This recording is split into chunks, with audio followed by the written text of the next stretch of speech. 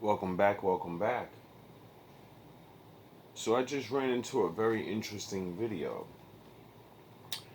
and we're gonna do a little bit of Batman and collaging so you people can see what I see. Or at least the pattern. Right. This is Yoda and Luke. Star Wars Empire Strikes Back. Cave scene. When Luke, the One, is going to become a Jedi, all Jedi get brought to this cave and they have to go inside and face what's in there. The only way to become a Jedi is to face this cave. Yes, Jedi strength flows from the Force. A betrayal of the dark side, anger, fear, aggression. The dark side of the Force are they. Easily they flow. But Did you know that Yoda is another name for Judah? So Judah, old man Judah, is teaching this new little nigga how to become a Jedi. Or is he teaching him how to become a man of the Lord? to join when I fight. Flows from the Force. A betrayal of the dark side, anger, fear, aggression. The dark side of the Force are they. Easily they flow. But to join when I fight. If once you start down the dark path, forever will it dominate your destiny. Consume you it will. As it did Obi-Wan's apprentice. Vader, is the dark side stronger? No, no, no. But this year motion back yet.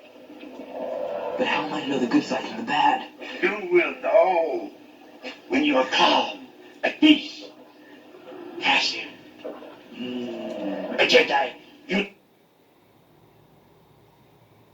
Oh, so he's trying to figure out the difference between good and evil, like Adam and Eve biting that motherfucking apple and taking the test of, now you're gonna figure it out the hard way.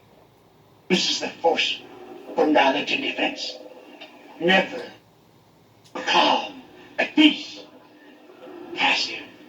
A Jedi uses the Force for knowledge and defense. Never for attack.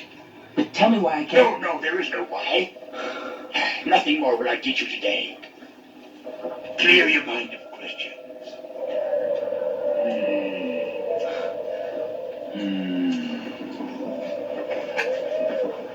Skip. There's something not right here. I feel cold. Take place. Be strong with the dark side of the Force. A domain of evil it is. And you must go. What's in there? Only what you take with you.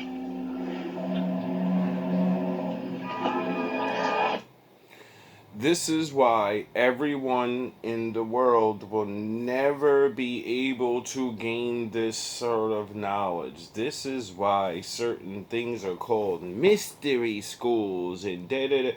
Because if your mind is plagued with what it's plagued with and you take the test, you're not gonna make it back out the cave.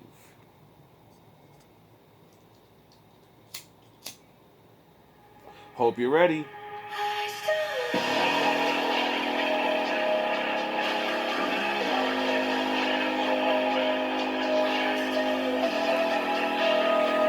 It's about to get a little GMB.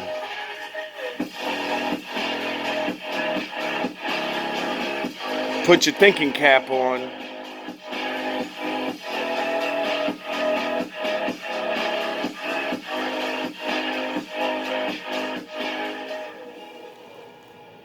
They don't teach you like I teach you.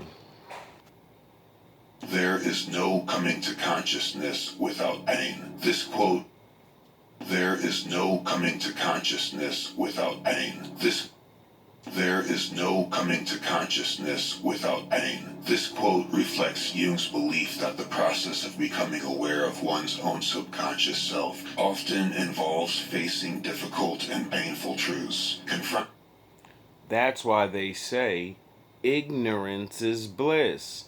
If you do not know, then you think you're happy because you only live for low level things. Therefore, it's easy to obtain. Therefore, you believe you're happy. But eventually, real life sets in, and those low level things burn out, and you're stuck where you are mentally. You could be rich and have this fucking problem. Confronting and integrating these aspects was to achieve individuation, but to the ancients, this learning by way of experience was gnosis. There are many variations of the initiation process throughout the world, but each of them has a common theme. You know who else was teaching gnosis? Supposedly Jesus was teaching gnosis. You know thyself, the just knowing. And everybody did keep saying that. He's God. He knows all things. He didn't know when he was going to die. So, no, he knew a lot of things. But, no, he wasn't his father. Darkness, taming the turbulence by mastering the fear-oriented. Didn't he pull a magic trick out of a cave, too? Oh, yeah. Thousands of years ago, a young man was once recommended as an aspirant by a high initiate of the secret school, long before his name became common household lingo. He was soon after put on a strict diet and brought to the court of the pharaoh to be taught an immense course on geometry, architecture, astronomy, and mathematics that would indeed be difficult for anyone with a modern degree. Isn't that what they say about Jesus, the lion-ass people? He went to all these mystery schools and he learned telepathies and he learned Buddha meditations and and the book never says none of that shit. But it did say somebody went somewhere and didn't know who they was. And then somebody would have had to learn from those people because he thinks he's those people. So whatever they learn, they're going to teach him. The aspirant had to remain unwavering in his focus, as this class did not pause to let him catch up. He was then offered the crown by the king himself, but immediately rejected this offer, throwing the crown to the ground and exclaiming, Wait up, this guy gets taught these things, and the king says, "Hey, bro, you're the truth. Here, take the crown." And he goes, "Get that out of there. I don't want no crown. I'm good." to let him catch up. He was then offered the crown by the king himself, but immediately rejected this offer, throwing the crown to the ground and exclaiming, "Mithras alone is my crown." The king then struck him in the Mithras. I'm not sure exactly what that word means, but I would think it's knowledge. Like the source of things. Like he threw his crown down and said, "No. The Lord is my crown. This knowledge that I have in my mind, that's my crown. That no one can take off of my head and throw it on the floor. Your material gold trash means nothing to me." head, and he was mummified while alive, and What? throwing the crown to the ground and exclaiming, "Mithras alone is my crown." The king then struck him in the head, and he was mummified while alive. And why mummified? Well, the young aspirant was about to find out. The initiates brought him to the entrance of a subterranean vault and opened the gates, where he... Wait, I thought you mummified people because they're dead. They mummified him, and then basically they played Halloween and dressed him up as a mummy. was instructed to drink from a bowl of extremely pungent and bitter liquid, and make no mistake, every Isn't that what you do on Halloween? You dress up and drink from the punch bowl full of special liquors, right? drop was consumed by the aspirants. He walked past the entrance labeled Gate of Death and into the underground labyrinth, unknowing of what was to come specifically, but knowing nonetheless that... Oh, Is is the king making him go to the cave? He walked past the entrance labeled Gate of Death and into the underground labyrinth, unknowing of what was to come specifically, but knowing nonetheless that this would be the worst few months of his life. Is he Luke Skywalker? Within the subterranean vault, he began to encounter ghastly creatures and phantoms of the darkness that seemed never-ending. He would Go look up the Jedi scene I just said and see if that's not what Luke went in there and started seeing right away. was left alone and abandoned with no companion besides his own reflecting thoughts and footsteps to face and overcome. Oh, I wonder if Luke had a gun and a lightsaber and could have went in there. And I think Yoda said, no, put the gun down. You're going in there with that sword, nigga, and that's it. You're going to come out a Jedi or you're not coming out. These ghosts of his own soul, but this party just began. And abandoned with no companion besides his own reflecting thoughts and footsteps to face and overcome these ghosts of his own soul, but all you have is all you need. This party just began because he then spent months surviving within this vast palace of dank, encountering reptiles and scorpions that he couldn't see any better than his papyrus sheets and pen. The venom of the creatures was removed, but certainly not their fangs. So basically fear factor without wow. That he couldn't see any better than his papyrus sheets and pen. The venom of the creatures was removed, but certainly not their fangs. So basically fear factor without any chance of leaving to sign a waiver. If he failed at this part, he would die and be forgotten. With only himself to bear, he wrote on his papyrus whatever came to his mind, and this writing might have been the only tool keeping him sharp, because just as his psyche was about to break, he emerged from the labyrinth and into daylight for the first time in what seemed like chasms of time. No later, and just as swiftly, was instructed to take an exam on what he learned in that prior course that he was taught before walking all the way through hell and back. If he was able to maintain his wits over the course of that nightmare, he would pass the exam and move on to the next phase. He was served a feast hosted by beautiful women who made several solid attempts to cast their virginities onto him. 75% of men would fail right here. You'd be done. Most of you niggas would have failed when the king gave you the crown. You niggas would have been like, I'm the king now. Ah, I finally did it. I'm fucking somebody. So you wouldn't have made it to the cave. Stop playing. Pass the exam and move on to the next phase. He was served a feast hosted by beautiful women who made several solid attempts to cast their virginities onto him, but to no avail as he was not interested in the appetites of the flesh. A test probably more difficult than the scorpion pit fear factor deal, if we're being honest. He was now a master of what would be called the lesser mysteries. He would lay That's probably more difficult than the scorpion pit fear factor deal, if we're being honest. He was now a master of what would be called the lesser mysteries. Oh, so even in the ancient days, putting your dick up is a fucking hard thing to do. And when you learn it, you're a master. You become a master of that. And, you know, do you understand? Nah, you don't understand. He would later be taken to a grand gallery of towering columns chiseled with the wisdom of the initiates before him, and was finally told the deeper meaning of God's name and attributes, as well as the real reason geometry exists. Chiseled with the wisdom of the initiates before him, and was finally told the deeper meaning of God's name and attributes, as well as the real reason geometry exists as it does in this world. He was also told about the untold history of the many risings and falls of the human race.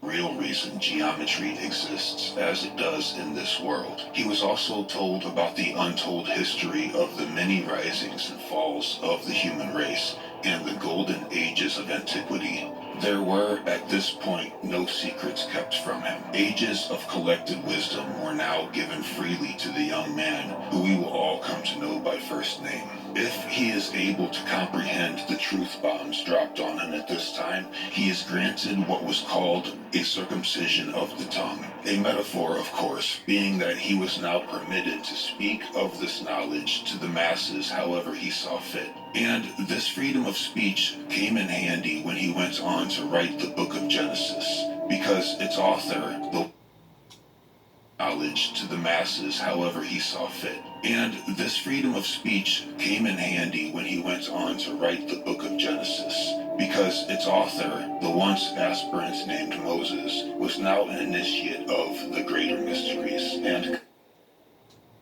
when he went on to write the book of Genesis, because its author, the once aspirant named Moses, was now an initiate of the greater mysteries. And oh yeah, Moses did get casted away, and that was cause the king of that place, the big dog, I run shit. He had wizards that told him there's gonna be a child that's born among them slaves, and he's the one. He's gonna run shit one day, and there's nothing no one can do about it. And so this hating ass nigga said, kill all of the firstborn. I want them dead. And I want them dead now. Tell all the midwives to kill their fucking children. And the Hebrew women said, eat my dick. And then you know what they got for that, right? I'm sure you understand what they got for disobeying. And one smart one, well, not really smart, the Lord came onto one of them and said, put him in that basket and send him up that river. And I'll take care of the rest.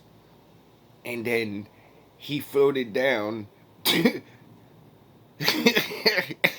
the king's goddamn daughter's fucking place. His daughter takes the fucking baby in, raises him up. They teach this nigga everything.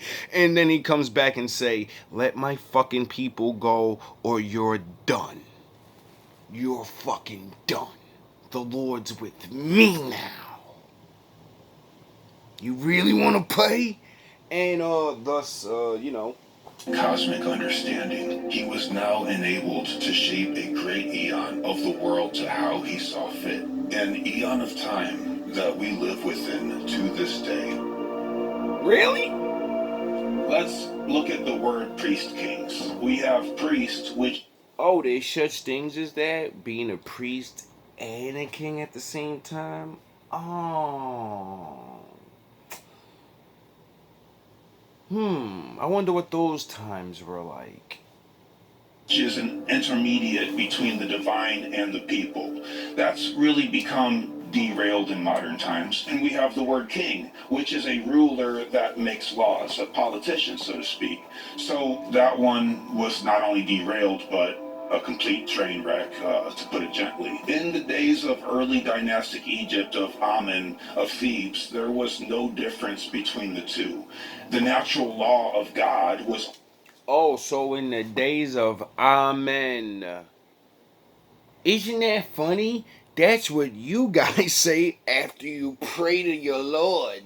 Amen. Yeah. Amen. Amen. I mean, amen. No, it's amen. No, it's amen. also the law on earth. This is a pretty good deal if you can do it right, without using divine word to push your own agenda. The priest kings were not thought to be gods like we were told in school. That... Oh, so when I say I'm God to you niggas, do you get it now? Oh, because we got taught that word means you think you're fucking literally some mythical being, when it just means you're the ruler. You're the one that knows the law.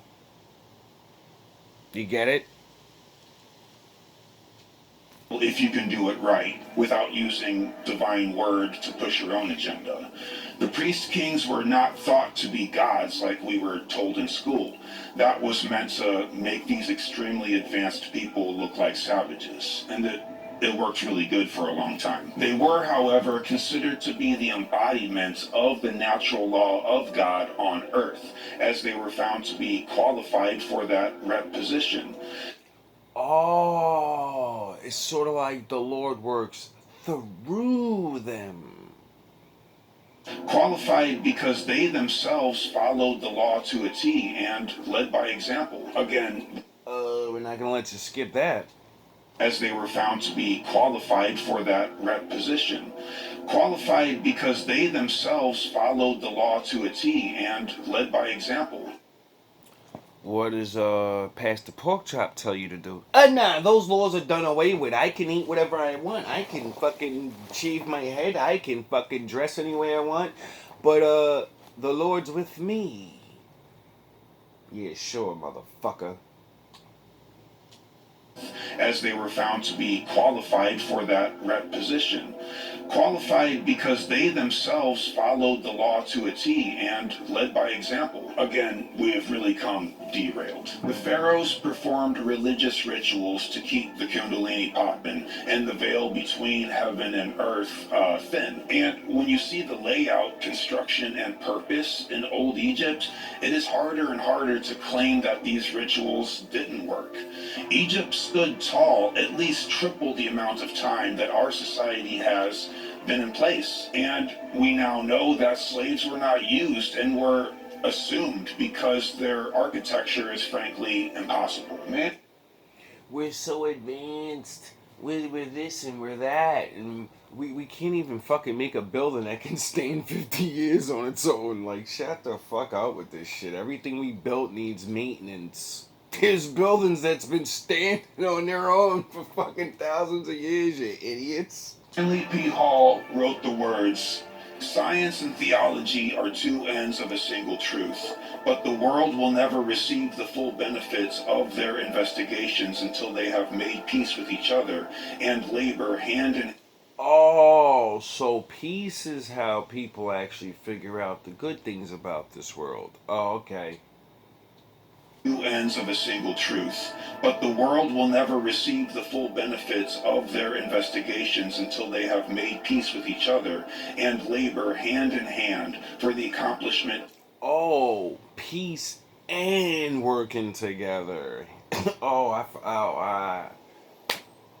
couldn't imagine that's how shit gets done. I wouldn't have never thought about that.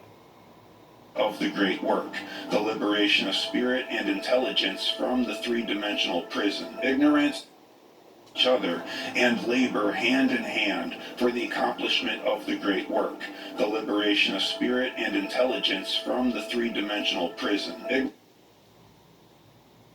The great work. I've heard that word, spoken many times.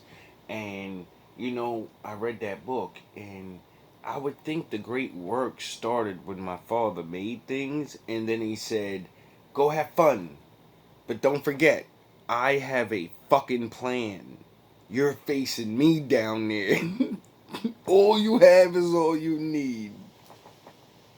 But remember, you're facing me. I run shit.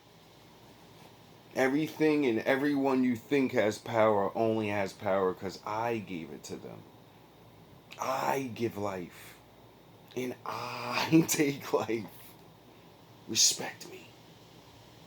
Ignorance, superstition, and fear. Every religion has something in common with archaeology.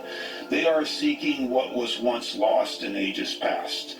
And in this way, they are on a quest for a once real reality that has been buried by the modern times of illusions. This quest is indeed the birthright of man. We are meant to find a balance in a sphere of unbalance. Oh, sort of like yin and yang? Buried by the modern times of illusions. This quest is indeed the birthright of man. We are meant to find a balance in a sphere of unbalance. This is the great work that can never be truly finished, because there is no finish line in the game of evolution, considering that the only constant is change. Just as You do understand what that means, right? It's sort of like what my father said,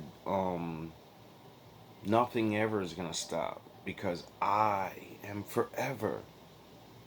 You're going bye-bye. Your reality, your world, the things you know. I will start this shit over whenever I want and you will not even be a memory. People won't even know you existed until they start finding your shit buried in the dirt.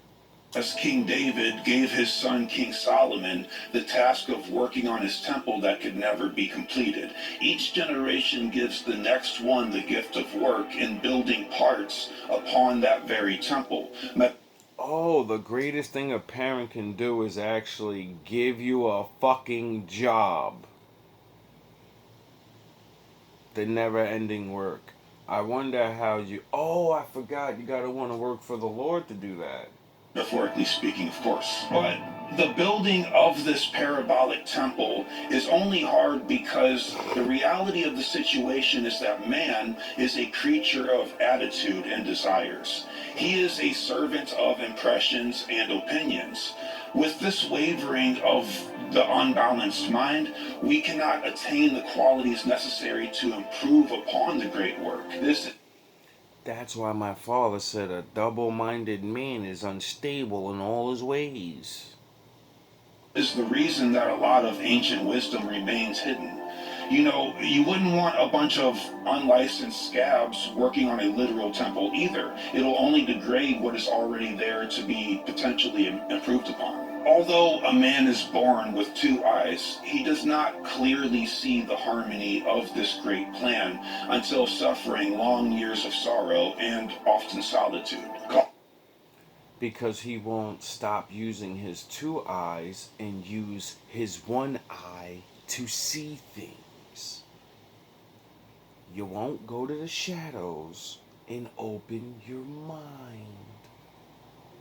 You need to speak and see everything from the two-dimensional, your two eyes. When you learn to think and speak with your mind,